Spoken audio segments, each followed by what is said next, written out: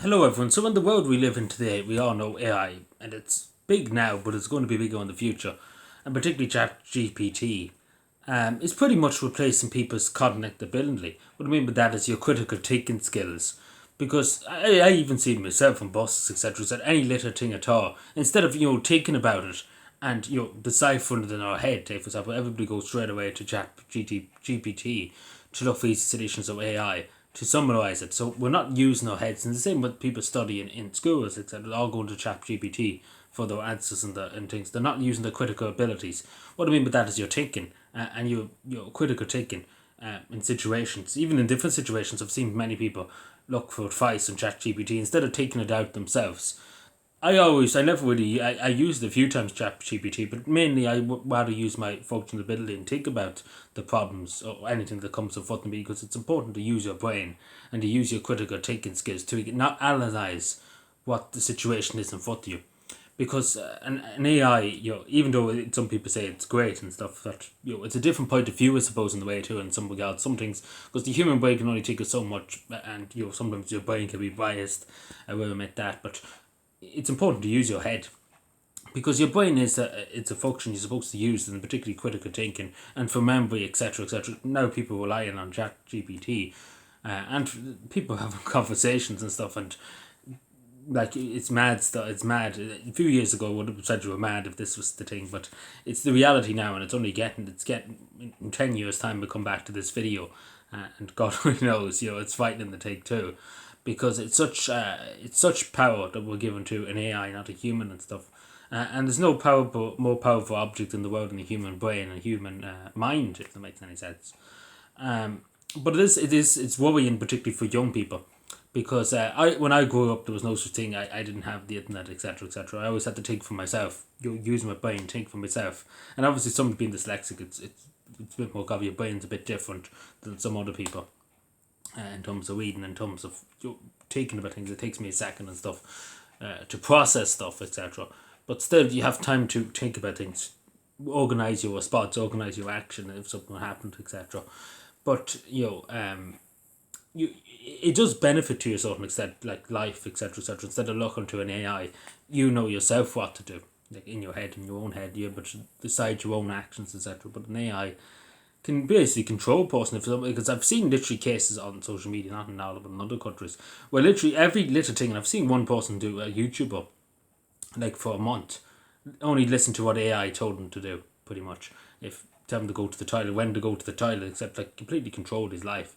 And unfortunately, that might be the universe we're going to live in a few years' time, that the AI will tell you when you can do this and when you can do that. It's pretty much government. And the government, again, governments can use it if they want. We see in China, with the social credit score, it can be abused in many different ways, hundreds of millions away.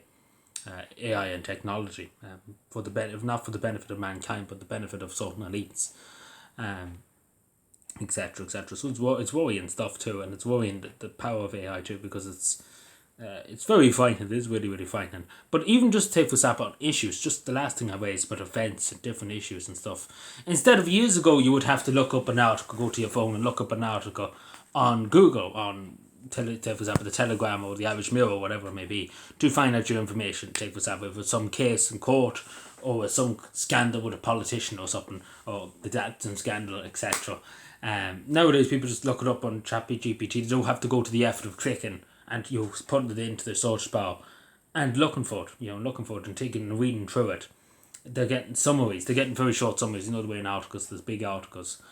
They don't get the full story, and ChatGPT might not tell them the full story either.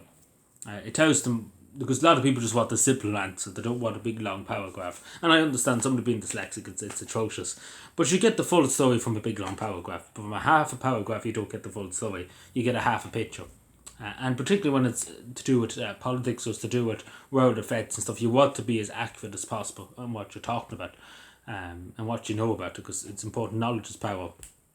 But that's the same thing, but basically giving it to the AI is not really power. It's not really knowledge. It's basically you're again of cheating, I suppose, and it can be used in tests and stuff. But it is worrying. And it's worrying that it's replacing people's minds. And what I mean by that is worrying that people are not using the critical thinking ability, critical skills, I suppose you would call them too, in using the mind, taking out problems and taking out solutions, etc. Because your mind is an organ. Your brain is an organ, may I say. And it's important to use in the course. If you don't use it, it will dumb down over time. It really will. And particularly nowadays, and just the last word of the video, I suppose, on AI content, etc., on YouTube, on Facebook, on different platforms, even Twitter, we see this taking off like mad. And sometimes you can't tell if it's real or fake because it's so real in some sense. But it's not even that. It's the dumbed down of stuff like historical events, etc., that it's AI that's presenting it. We're losing the human touch, I would say, too, because we're basically relying on machines, non-entities, to tell us about history, tell us about different things. We're losing the human touch. And take for example, when I checked in, I went to Finland recently, and I went to Finnair, and in Helsinki they don't have a human like at the counter to check your bags, etc., to check you in. And you lose the human touch, and it's not the same. It's not the same. It really, really is. It's not the same welcome. It's not the same goodness as it would be. In Ireland, for example, we have a check-in, etc. It's just something to keep in mind, and too, of course, of jobs we talked about many times before. But it is something that is worth noting, that you try and use AI as less as possible. That's what I do. I don't use ChatGPT. There's people literally use it every 10 seconds of the day, but I don't use it very rarely, like once in the blue moon. Because I'd rather look it up myself and figure it out myself and read up on it myself. I'm just the old school, I suppose, too, in a way. But unfortunately, this is what's going to happen the next 10 years. It's going to be an entirely different ball game. But let me know what you think. Subscribe for more, and bye.